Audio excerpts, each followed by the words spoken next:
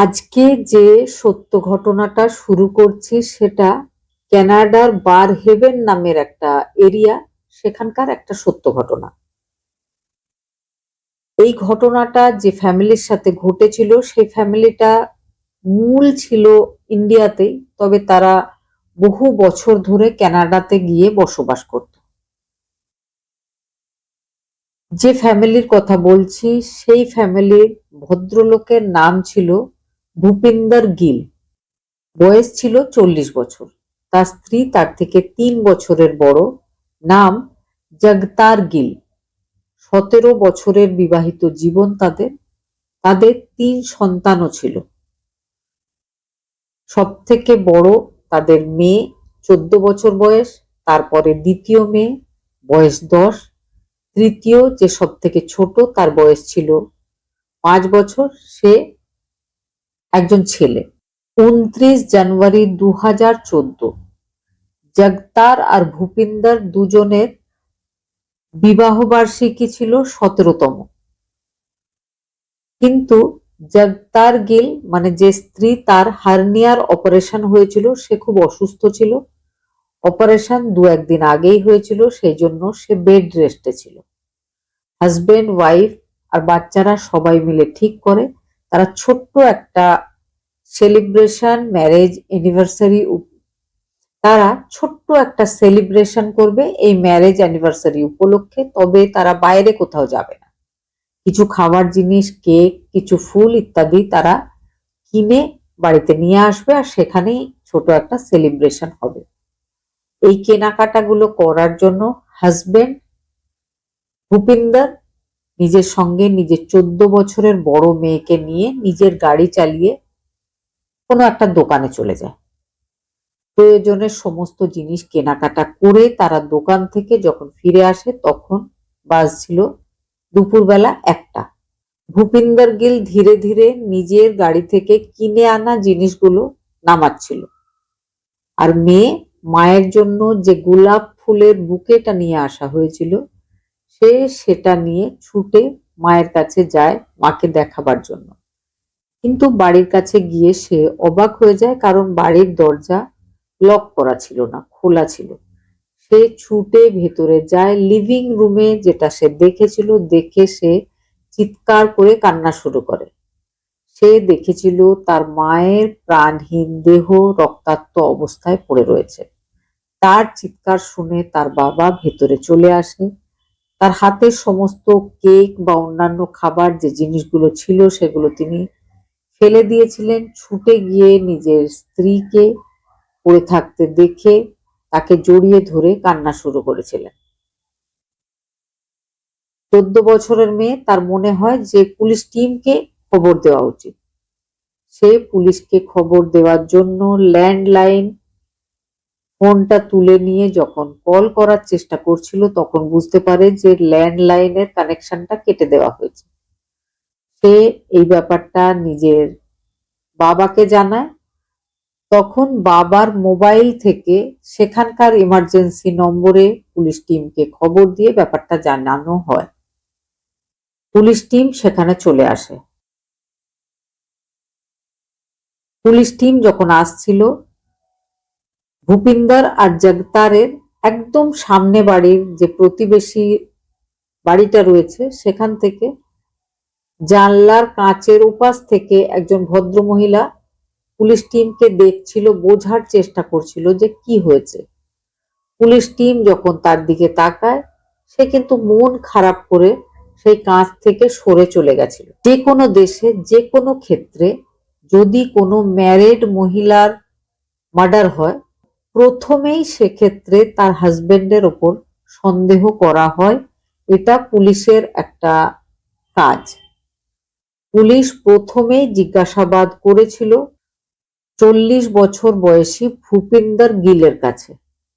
ভূপিন্দর গিল সমস্ত ব্যাপারটা জানিয়েছিলেন যে তিনি অ্যানিভার্সারির জন্য কিছু জিনিস কিনতে গেছিলেন, এসে তিনি এই অবস্থা দেখেছিলেন। তার কোনো শত্রু নেই।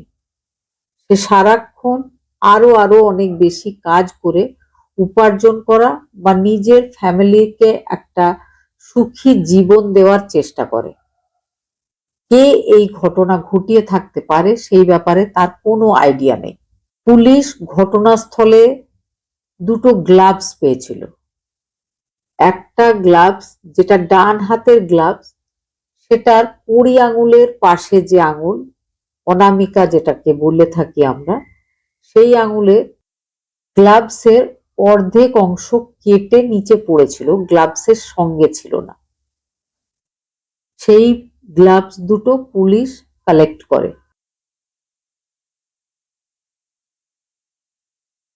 মহিলার শরীরের আঘাত দেখে বোঝা যায় যে মহিলার শরীরে আঘাত করা হয়েছে মহিলার কিচেনে রাখা কিচেন নাইফ দিয়ে।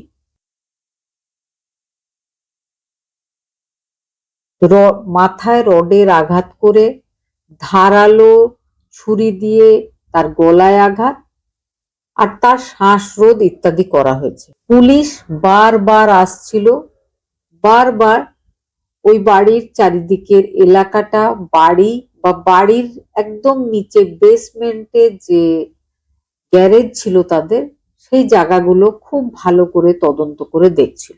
পুলিশ টিম তদন্ত করতে গিয়ে দেখতে পায় বেসমেন্টে একটা রড রাখা রয়েছে, রডে কিছু রক্তের ছিটে ফোঁটাও রয়েছে। পুলিশ ভেবেছিল যে এই রডটা সঙ্গে নিয়ে চলে গেলে, আর এই রডের জায়গায় আরো যদি অন্য কোনো একটা সেম দেখতে রড রেখে দেওয়া হয়, তাহলে হয়তো কোনো না কোনো একটা ব্যাপার বুঝতে পারা যেতেই পারে। পুলিশ কিন্তু সেটাই করেছিল। পুলিশ বেসমেন্টের সেই গ্যারেজে একটা হিডেন ক্যামেরাও লাগিয়ে রেখেছিল, যে ক্যামেরাতে সারাদিন কি কি হবে সেই ব্যাপারগুলো পুলিশ টিম জানতে পারবে ওই গ্যারেজে কেউ আসছে কিনা, কারণ গ্যারেজে রডটা পাওয়া গেছিল। সেই জন্য মুখ্য তদন্তের জায়গা পুলিশ টিমের মনে হয়েছিল ওই গ্যারেজটা। ওই গ্যারেজে যেহেতু রক্ত লাগা একটা রড রাখা ছিল, তাহলে নিশ্চয় আততায়ীর কানেকশন থাকবে ওই গ্যারেজের সাথে। পুলিশ টিম হিডেন ক্যামেরায় দেখছিল ওই গ্যারেজে কে আসে, কি করে। রডটা পুলিশ নিয়ে চলে গেছিল, আর ওখানে রডটা রেখে দিয়েছিল একটা অন্য রড। এই ঘটনাতে যে মারা গেছিল জগতার গিল, তার ব্যাপারে আরো কিছু কথা বলে নিই। 1993-তে জগতারের বাবা আর মা কানাডাতে এসে বসবাস শুরু করেছিল। ইন্ডিয়াতে তাদের মেয়ে জগতার থাকতো। ইন্ডিয়ার পাঞ্জাবে এসে জগতারের জন্য একটা সুযোগ্য পাত্র খোঁজা হয়। পাত্র খোঁজার পরে ভূপিন্দরের সাথে তার বিয়ে হয়ে যায়।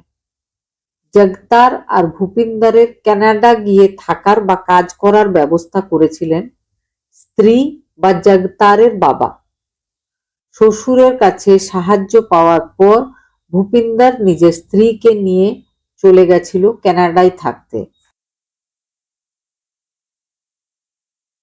প্রথম জীবনে ভূপিন্দর সিং সেখানে ট্যাক্সি চালাতো, আর ভূপিন্দরের স্ত্রী জগতার সেখানকার একটা ইলেকট্রনিক্সের দোকানে কাজ করত।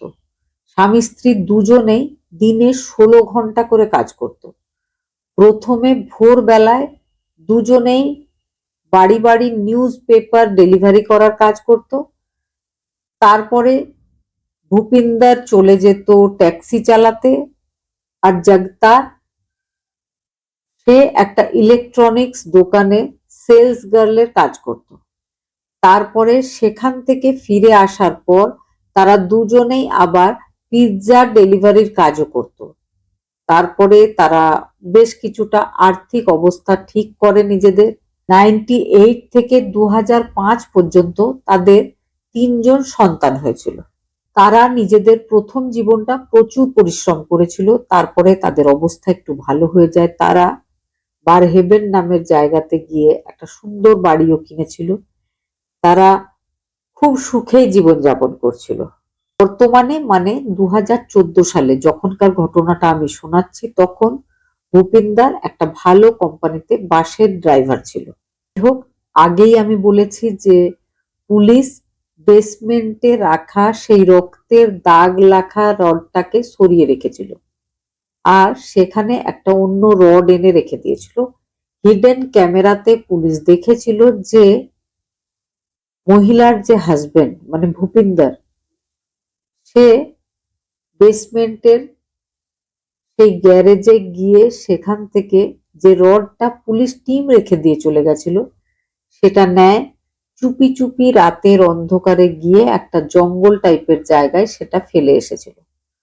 পুলিশ কিন্তু সেই হিডেন ক্যামেরাতে সমস্ত ব্যাপারটা দেখেছিল। তারপরে পুলিশ সব সময় হাজবেন্ডের উপরে চোখ রেখেছিল। সেই নেক্সট ডে আর্লি মর্নিং যখন সবাই নিউজ পেপার দেখেছিল, সেখানে দেখা গেছিল পুলিশ টিম জানিয়েছে যে একটা রড যেটার সাথে জগতার গিলের মার্ডারের একটা সম্পর্ক রয়েছে, সেই রডটা একটা জঙ্গল এলাকায় পাওয়া গেছে।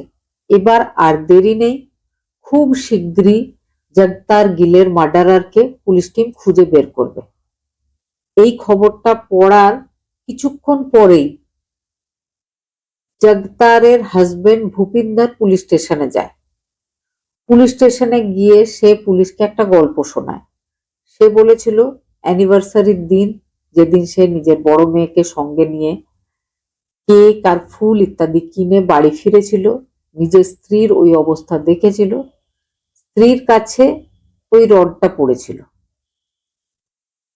সে ওই রডটা নিয়ে এখানে তার গ্যারেজ বেসমেন্টে সেখানে রেখে দিয়েছিল। তারপরে কিন্তু পুলিশকে সে এই ব্যাপারটা জানাতে ভুলে গেছিল।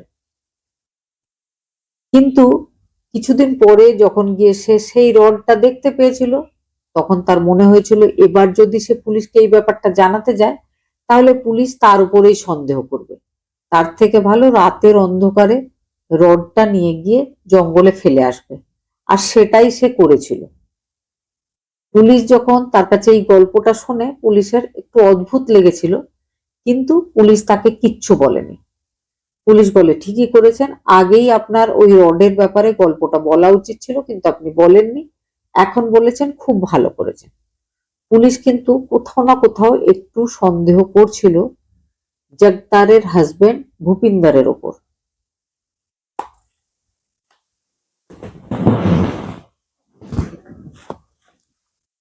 পুলিশ টিম এবার প্রতিবেশীদের কাছে জিজ্ঞাসাবাদ শুরু করে। স্কট নামের একজন প্রতিবেশী, তাদের সাথে ভূপিন্দর গিলের বেশ ভালো সম্পর্ক ছিল।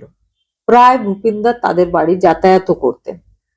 তার কাছে যখন জিজ্ঞাসাবাদ হয়, সে পুলিশ টিমকে জানায় যে প্রথম যখন সে খবর পেয়েছিল যে জগতার গিল মারা গেছে, সে জগতার গিলের হাজবেন্ডের সাথে কথা বলেছিল, জিজ্ঞেস করেছিল যে কি হয়েছে। তবে ভূপিন্দর গিলকে দেখে একদম মনে হয়নি যে তার স্ত্রী মারা গেছে, সে দুঃখে আছে।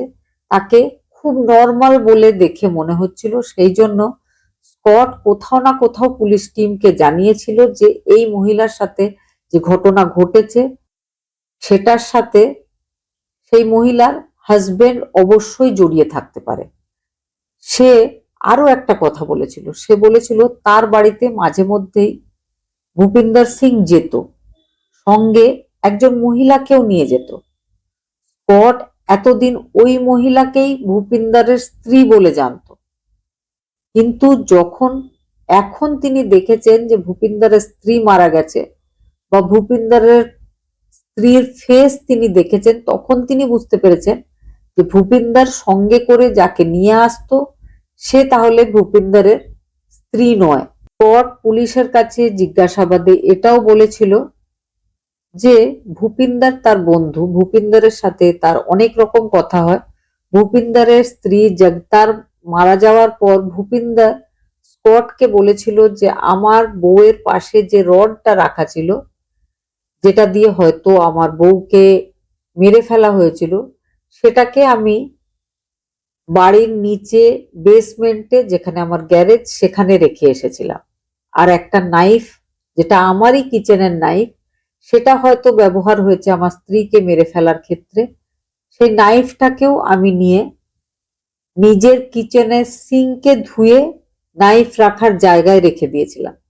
স্কট বলে যে একটা মারা গেছে তোমার স্ত্রী, সেখানের বিভিন্ন এভিডেন্স গুলো তুমি এইভাবে নষ্ট করেছো কেন, ঘাঁটাঘাঁটি করেছো কেন। তখন খুব দুঃখ পেয়ে ভূপিন্দর গিল নিজের বন্ধু স্কটকে বলেছিল যে তার স্ত্রীকে ওইভাবে দেখবে সে কখনো কল্পনা করতে পারেনি। দেখার পরে তার এতটাই মন খারাপ হয়েছিল, তার ঠিক মনে হচ্ছিল যে তার মাথা খারাপ হয়ে যাবে। তারপরে সে কি কি করেছে তার আদৌ মনে নেই। সে ভুলভাল কাজগুলো করেছে যেগুলো তার এখন মনে হচ্ছে যে করা উচিত ছিল না, কিন্তু সেই সময় স্ত্রীকে ওই অবস্থা দেখে তার মাথা ঠিক ছিল না। তবে স্কটের মনে হয়েছে যে এই ব্যাপারটার সাথে অবশ্যই কোথাও না কোথাও ভূপিন্দর জড়িয়ে আছে, না হলে সে এই ধরনের বোকা বোকা অ্যাক্টিভিটি গুলো করছে কেন বা তখন কেন করেছিল। প্রতিবেশী স্কট পুলিশ টিমকে জানিয়েছিল যে মাঝে মধ্যেই ভূপিন্দর নিজের সাথে একজন মহিলাকে নিয়ে তার বাড়িতে আসতো। তারপরে সে যেমন যেমন বলেছে সেইভাবে সেই মহিলার খোঁজ করা হয়। তখন বোঝা যায় যে ৩৫ বছর বয়সী গুরপ্রীত রোনাল্ড নামের একজন মহিলার সাথে যথেষ্ট ভালো সম্পর্ক রয়েছে হাজবেন্ড ভূপিন্দরের। এবার গুরপ্রীত রোনাল্ডকে পুলিশ টিম ডাকে জিজ্ঞাসাবাদ করার জন্য। জিজ্ঞাসাবাদের পরে যেটা পুলিশ গুরপ্রীতের ব্যাপারে জানতে পারে সেটা হচ্ছে গুরপ্রীত ভূপিন্দর সিং এর একজন প্রতিবেশী, একদম সামনাসামনি বাড়িতে থাকেন। যে কোম্পানিতে ভূপিন্দর বাস চালান সেই কোম্পানিতেই গুরপ্রীত নামের ওই মহিলাও বাস চালায়। বিভিন্ন ডিউটি সংক্রান্ত ব্যাপারে মাঝে মধ্যে ভূপিন্দরের সাথে তার কথাবার্তাও হয়। গুরপ্রীত রোনাল্ডের বিয়ে হয়েছে একজন কানাডা নিবাসী বা ওই দেশেরই নাগরিক জেসন রোনাল্ডসের সাথে। তার ২ ছেলে মেয়েও আছে। তাদের ৭ বছরের বিবাহিত জীবন। গুরপ্রীতকে জিজ্ঞেস করা হয় যে যেদিন মারা গেছিল জগতার, সেদিন আপনি কোথায় ছিলেন, সকাল থেকে আপনি কি কি করেছিলেন। তখন গুরপ্রীত বলেছিল যে সকালবেলায় নর্মাল যেমন আমি উঠি, ঘরের কাজ করি, ব্রেকফাস্ট তৈরি করি। সকালবেলায় 10:30টার সময় একজন ইন্টেরিয়ার ডিজাইনার যার নাম রোজা, তার আমার বাড়িতে আসার কথা ছিল, কারণ সে আমার বাড়িতে কিছু সাজানো গোছানো ইত্যাদি কাজ করবে বলে ঠিক হয়েছিল। আমি তার জন্য কিছুক্ষণ ওয়েট করেছিলাম। তারপরে 12:45 আমি নিজের বাড়ির সামনের যে দোকান রয়েছে সেখানে কিছু গ্রসারি আইটেম কিনতে গেছিলাম। পুলিশ জিজ্ঞেস করেছিল যে আপনি কি কিনতে গেছিলেন। প্রথমে গুরপ্রীত নামের ওই মহিলা বলেছিল যে আমি এমনি নর্মাল কোনো বিশেষ জিনিস কিনতে যাইনি, সেখানে গেছিলাম গিয়ে দেখে পছন্দ করে কিনে আনবো এটাই ভেবেছিলাম। কিন্তু পরক্ষণেই নিজের বয়ান চেঞ্জ করে সে বলেছিল আমি কফি কিনতে গেছিলাম। তারপরে বলে যে সেখানে গিয়ে সেই ভদ্রলোক যার স্ত্রী মারা গেছে তার সাথে আর তার মেয়ের সাথে সে শপিং মলে আমার দেখা হয়েছিল। শপিং মলে গিয়ে শপিং মলে আমার দেখা হয়েছিল। তারপরে দেখেছিলাম যে তারা 3খানা কফি কিনেছে। আমি 1খানা কফি তাদের কাছে ধার নিয়ে আবার বাড়ি ফিরে এসেছিলাম। আর আমি দেখেছিলাম যে ভূপিন্দর আর তার মেয়ে নিজের স্ত্রীর জন্য অ্যানিভার্সারির একটা কেক কিনেছিল, ফুল কিনেছিল, আমার দেখা হয়েছিল। নর্মালি আমার মাঝে মধ্যেই কোথাও দেখা হয় তাদের সাথে, তো ঠিক সেই রকম দেখা হয়েছিল। আমি নিজের বাড়ি চলে এসেছিলাম। একটু পরেই দেখেছিলাম যে তাদের বাড়িতে অ্যাম্বুলেন্স দাঁড়িয়ে আছে, তাদের বাড়িতে পুলিশ এসেছে। তাই জন্য আমি জানলা দিয়ে দেখার চেষ্টা করছিলাম। পুলিশ টিমের সন্দেহ হচ্ছিল ওই মহিলার উপরে, কারণ মহিলা সবকিছুর একটু খুব ভালোভাবে এক্সপ্লেন করে উত্তর দেওয়ার চেষ্টা করছিল। যে ব্যাপারগুলো তার কাছে জিজ্ঞেস করা হচ্ছিল সিম্পলি উত্তর দেওয়া যায়, কিন্তু সে লম্বা লম্বা উত্তর আর নিজেকে নির্দোষ দেখিয়ে উত্তর দেওয়ার চেষ্টা করছিল। পুলিশ টিম আরো একটা ব্যাপার লক্ষ্য করেছিল। আগেই বলেছি যে ঘটনাস্থলে দুটো গ্লাভস পাওয়া গেছিল। একটা গ্লাভসের কড়ি আঙুলের পাশের আঙুলের অংশটা কেটে আলাদা হয়ে গেছিল। গুরপ্রীত রোনাল্ডের একটা ব্যান্ডেড লাগানো ছিল। তাকে জিজ্ঞেস করা হয় যে এই আঙুলে আপনার কি হয়েছে। সে পুলিশ টিমকে জানায় যে তার ওই আঙুলে একটা আলুর বস্তা খুলতে গিয়ে সে একটা ছুরি ইউজ করেছিল, তখন তার চোট লেগে গেছে। এই ব্যাপারটাও কিন্তু পুলিশের কাছে সন্দেহজনক ছিল। পুলিশ টিমকে সে জানিয়েছিল যে তার বন্ধু ইন্টেরিয়ার ডিজাইনারের সকালবেলায় আসার কথা ছিল, সে সকালে আসেনি, সে দুপুরবেলায় 1:30টার সময় এসেছিল। কিন্তু রোজার সাথে যখন জিজ্ঞাসাবাদ হয়, সে বলে আমি দুপুর 1:30টায় নয়, আমি 3:30টায় গেছিলাম তার বাড়িতে, আর সকালবেলায় যাওয়ার আমার কথাও ছিল না। সে কেন এই মিথ্যা কথাটা বলেছে আমি বুঝতে পারছি না। রোজা পুলিশ টিমকে এটাও জানিয়েছিল যে আমি যখন গুরপ্রীতের বাড়ি গেছিলাম তখন তার প্রতিবেশীদের বাড়িতে পুলিশ দাঁড়িয়ে আছে, অ্যাম্বুলেন্স দাঁড়িয়ে আছে ইত্যাদি দেখেছিলাম। সেটা দেখে আমি গুরপ্রীতের বাড়ির ভেতরে গিয়ে জিজ্ঞেস করেছিলাম যে তোমাদের প্রতিবেশীদের বাড়িতে অতগুলো পুলিশের গাড়ি বা অ্যাম্বুলেন্স ইত্যাদি দাঁড়িয়ে আছে কেন? গুরপ্রীত তখন নিজের ইন্টেরিয়ার ডিজাইনার বান্ধবীকে বলেছিল যে ওই বাড়ির যে ভদ্রমহিলা রয়েছে তাকে কেউ একজন এসে চাকু দিয়ে মার্ডার করে দিয়েছে। কিন্তু কিন্তু পুলিশ এই জন্য অবাক হয়েছিল যে ওই পর্যন্ত, মানে রোজ যখন তার বাড়িতে এসেছিল, মানে মানে রোজা যখন গুরপ্রীত রোনাল্ডসের বাড়ি এসেছিল তখনও কিন্তু পুলিশ কাউকেই জানায়নি যে ওই বাড়ির মহিলা মারা গেছে বা চাকু দিয়ে তার মার্ডার হয়েছে। তাহলে পাশের বাড়ির গুরপ্রীত জানলো কিভাবে যে ওই মহিলা মারা গেছে? আর সে পাশের বাড়ির গুরপ্রীত জানলো কিভাবে যে ওই বাড়ির মহিলা মারা গেছে, কেউ তাকে চাকু দিয়ে মার্ডার করেছে? পুলিশের পুরো সন্দেহটা ছিল গুরপ্রীত রোনাল্ডের ওপর। কিন্তু আরো কিছু কিছু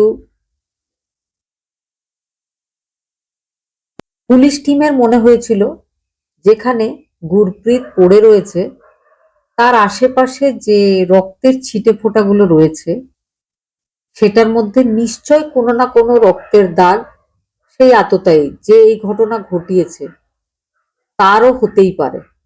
কারণ যদি গুরপ্রীত হয়, গুরপ্রীতের আঙুলের একটা জায়গা কেটে গেছে, মানে রক্ত অবশ্যই পড়েছে, সেইটা প্রমাণ করার জন্য গুরপ্রীতের ডিএনএ স্যাম্পল চাইছিল পুলিশ টিম।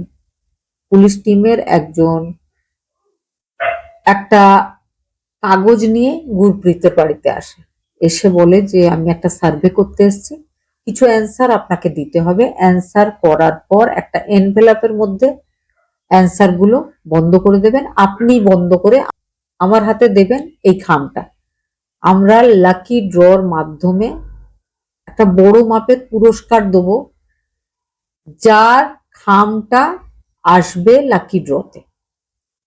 খুব খুশি হয়েছিল গুরপ্রীত, সমস্ত উত্তর লিখেছিল। উত্তর লেখার পরে নিজের মুখে থুতু দিয়ে সে এনভেলপটাকে বন্ধ করেছিল। সেখান থেকেই পুলিশ তার ডিএনএ স্যাম্পল কালেক্ট করে। সেই যে ব্লাড যেটা ডেড বডির চারিদিকে পড়েছিল সেটার সাথে মিলিয়ে দেখা হয়, মিলে যায়। আরো ভালোভাবে প্রমাণ হয়ে যায় যে ঘটনাস্থলে যেখানে ভূপিন্দর গিলের স্ত্রী মারা গেছিল তার যে রক্তর ছিটে ফোঁটা, এখানে গুরপ্রীত করেরও রক্তের ছিটে ফোঁটা পড়েছিল সমস্ত। এবার গুরপ্রীতের কল ডিটেল চেক হয়। কল ডিটেলে পুলিশ দেখে যে প্রত্যেক দিনে অ্যাভারেজে 8 বার করে তার কথা হয় ভূপিন্দর গিলের সাথে। নর্মালি একই সাথে কাজ করা দুজন মানুষ এতবার করে কথা বলাটাও কিন্তু একটা অস্বাভাবিক বা সন্দেহের ব্যাপার বলেই পুলিশ টিমের মনে হয়েছিল। যে কোম্পানিতে তারা দুজনে বাস চালাতো সেখানেও জানা যায় যে তাদের দুজনের মধ্যে ঘনিষ্ঠ সম্পর্ক আছে।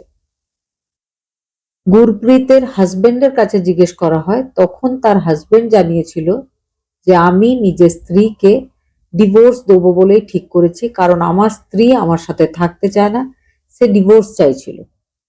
একজন রিলেশনশিপ এক্সপার্ট যার কাছে গুরপ্রীত আর ভূপিন্দর দুজন একসাথে গেছিল 1 বছর আগে, কথা বলেছিল যে তারা দুজন নিজের নিজের পার্টনারের সাথে থাকতে চায় না, দুজন পার্টনারদেরকে বাদ দিয়ে একসাথে থাকতে চায়। সুজান তাদেরকে পরামর্শ দিয়েছিল যে আপনাদের উচিত ডিভোর্স নিয়ে একসাথে ঘর সংসার করা। কিন্তু সুজানকে ভূপিন্দর গিল জানিয়েছিল যে ইন্ডিয়ার যে এলাকার মানুষ তারা, সেখানে সে যদি নিজের স্ত্রীকে ডিভোর্স করে তাহলে কিন্তু সব জায়গায় লোকজন তাকে খুব খারাপ বলবে, সেই জন্য সে ডিভোর্স করতে চায় না। অন্য কোনো যদি রাস্তা থাকে সেই রাস্তাটা যেন তাকে বলা হয়। কিন্তু সুজান বলেছিল ডিভোর্সের ব্যাপারেই আপনারা দুজনেই ভেবে দেখুন, এটাই সব থেকে সহজ পথ, এছাড়া আর কোনো রাস্তা হয় না। তখন তারা দুজনেই সেখান থেকে উঠে চলে এসেছিল। এই সমস্ত ব্যাপারগুলো প্রমাণ করে দিচ্ছিল যে ভূপিন্দরের সাথে তার প্রতিবেশিনী বা তার সাথে কর্মরত যে মহিলা গুরপ্রীত, তার একটা অবৈধ সম্পর্ক রয়েছে। মহিলা নিজের হাজবেন্ডের কাছে ডিভোর্স নিয়ে নিজের সংসার ছেড়ে বেরিয়ে আসতে চাইছে বা পারবে, কিন্তু ভূপিন্দর পারবে না। সেই জন্য তারা ঠিক করেছিল যে এই ধরনের একটা ঘটনা ঘটাতে হবে। 4 বছরের প্রেম ছিল তাদের। আগেই বলেছি তারা প্রতিদিন 8 বার করে কথা বলতো, ডিউটি ছাড়াও বাকি অন্যান্য টাইম। সেই জন্য ম্যারেজ অ্যানিভার্সারির ওই দিনটা ঠিক করে নেওয়া হয়। ভূপিন্দর নিজের বড় মেয়েকে নিয়ে কেক আর ফুল কিনতে সোবিজ নামের একটা মল, যেটা তাদের বাড়ি থেকে কিছুটা দূরেই ছিল, সেখানে চলে গেছিল। টাইমটা আগে থেকেই ঠিক করা ছিল। সে যাওয়ার সময় বাইরের যে ডোরটা সেটা লক করেনি, আর ঠিক দরজার কাছে একটা রড বের করে রেখে চলে গেছিল কাজের সুবিধার জন্য। তারা বেরিয়ে চলে গেছিল। গুরপ্রীত জানলা দিয়ে ব্যাপারটা দেখে সেখানে চলে এসেছিল। সে সেই রড দিয়ে আঘাত করে ভূপিন্দরের স্ত্রী জগতারকে মেরে ফেলেছিল। তবে হ্যাঁ, জগতার অনেক বিরোধ করেছিল, আটকাবার চেষ্টা করেছিল, কিন্তু জগতারের হার্নিয়ার অপারেশন ছিল, সেই জন্য সে শারীরিক দিক থেকে একদম ঠিকঠাক ছিল না, একটু দুর্বলতা ছিল, নিজের রক্ষা করতে পারেনি। তার হাজবেন্ডের গার্লফ্রেন্ডের হাতে তাকে মারা যেতে হয়েছিল।